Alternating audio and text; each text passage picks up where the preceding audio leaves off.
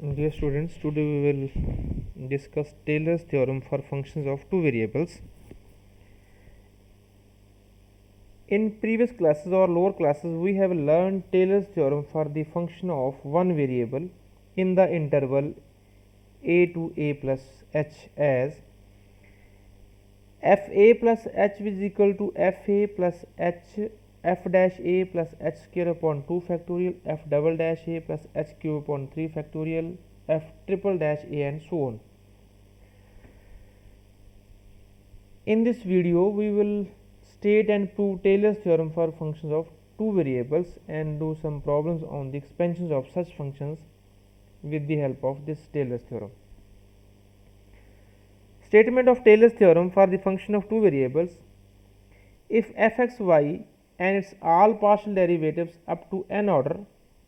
be continuous in all neighborhoods of the point xy, then fx plus hy plus k is equal to fxy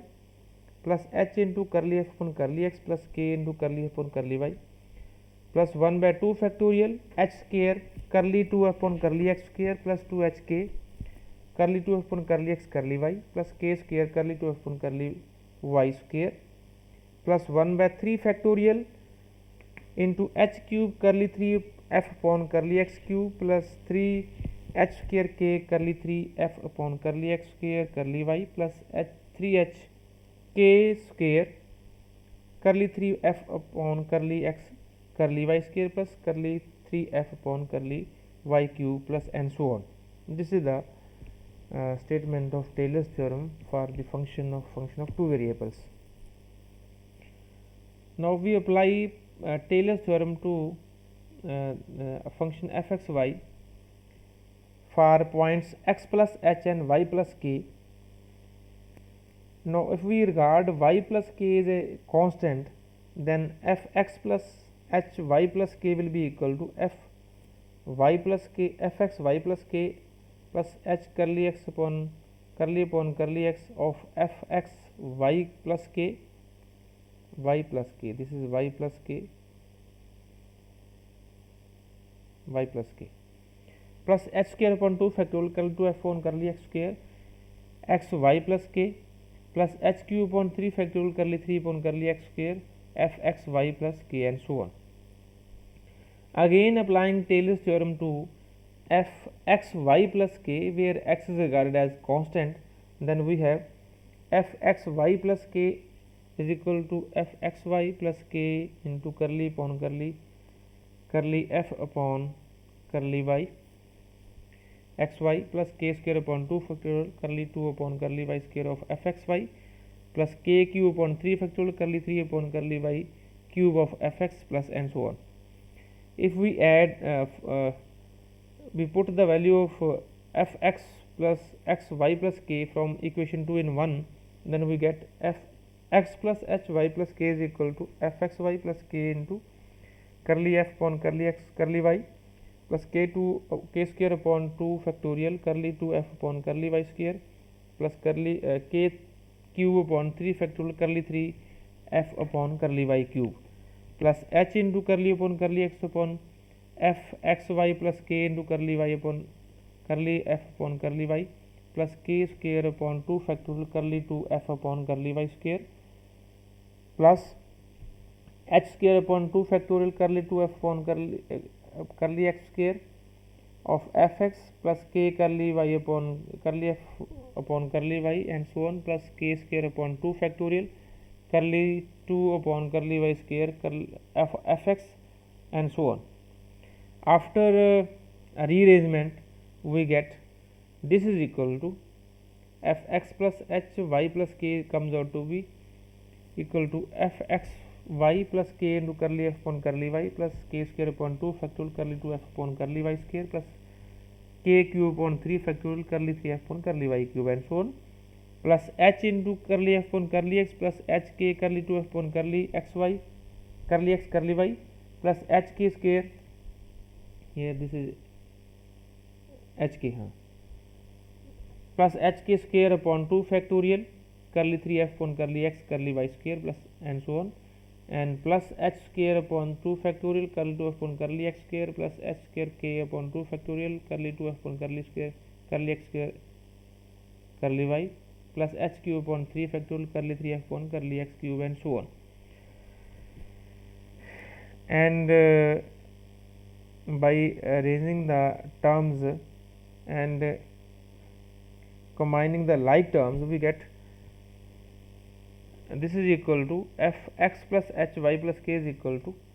f x y plus h into curly upon curly x plus k into curly upon curly y. These are the terms of first order partial derivatives, and these term contains second order partial derivatives. H square upon 2 factorial curly 2 upon curly x square plus h k curly 2 upon curly x curly y plus k square upon 2 factorial curly 2 upon curly y square. And these are the terms containing third order partial derivatives. Therefore, fx plus hy plus k is equal to fxy plus h curly upon curly x plus k into curly upon curly y plus 1 by 2 factorial h square curly 2 upon curly x square plus 2hk curly 2 upon curly x curly y plus k square curly 2 upon curly y square plus 1 by 3 factorial h cube curly 3 upon curly x cube plus 3h square k into curly 3 upon curly x square curly y plus 3h k square curly 3f upon curly x curly y square plus k cube curly 3f upon curly y cube and so on. This is Taylor's theorem for function of two variables. This Taylor's theorem can also be written as fx plus hy plus k is equal to fxy plus h curly upon curly x plus k curly upon curly y. We have taken f common plus 1 by 2 factorial h curly upon curly x plus k curly upon curly y square f plus 1 by 3 h curly upon curly x plus k into curly y curly upon curly y cube f and so on. If we if x y is a real valued function of two independent variables x and y which has continuous partial derivatives of nth order in the neighborhood of point AB, then there is a real number t lies between 0 and 1 such that f a plus h b plus k is equal to f a b plus h curly upon curly x plus k curly upon curly y f a b plus 1 by 2 factorial into h curly upon curly x plus k curly upon curly y whole square f a b and so on plus 1 by n factorial h curly upon curly x plus k curly upon curly y raised to power n minus 1 f a b plus last term nth term 1 by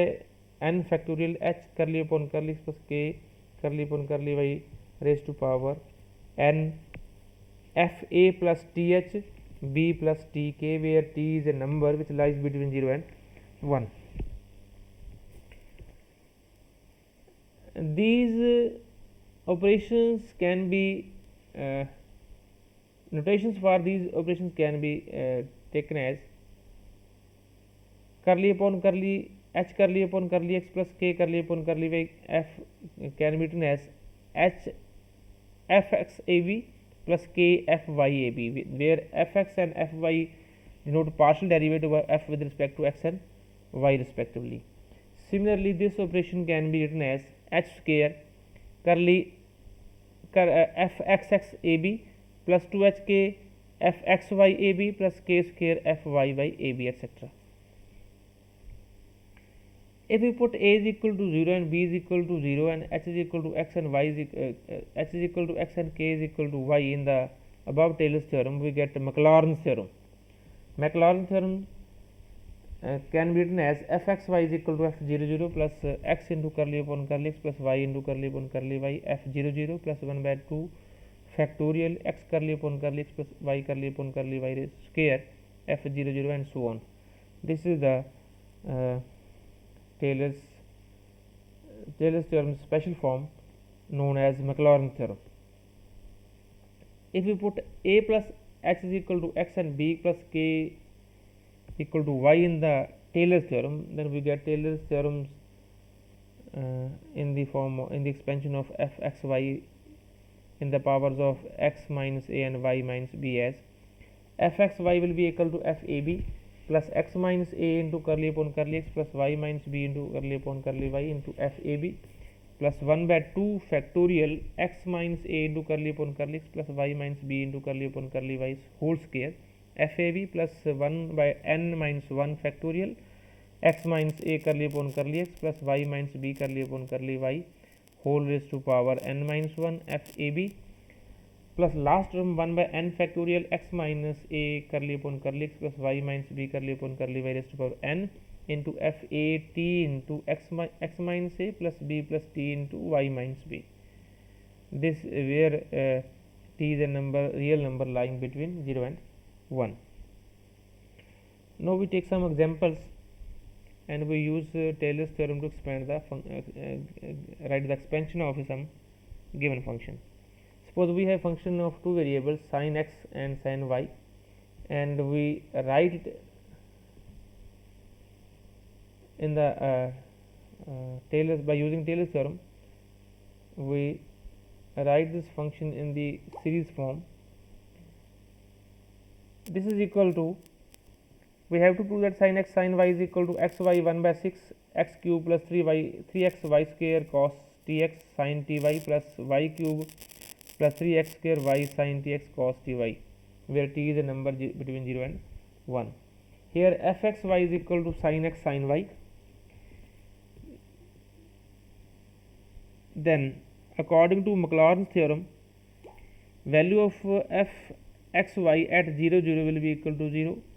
and partial derivative of f with respect to x will be equal to cos x sin y. Here y is taken as constant and derivative of sin x will be equal to cos x. This is partial derivative of that is curly f upon curly x, and value of this function at 0 0 will be equal to 0. When we put x equal to 0 and y equal to 0, then value of this partial derivative comes out to be 0. Again, if we differentiate f partially with respect to y, then we get sin x cos y, and the value of fy at 0 0 will be equal to also again 0. Now again differentiating fx with respect to x, again fxxy xy will be equal to, again differentiating this partial derivative of f with respect to x, this comes out to be minus sin x sin y, and the value of this partial derivative, second order partial derivative at 0 0 is again 0, and similarly fyy is equal to minus sin x sin y, and value of this partial derivative is equal to again 0,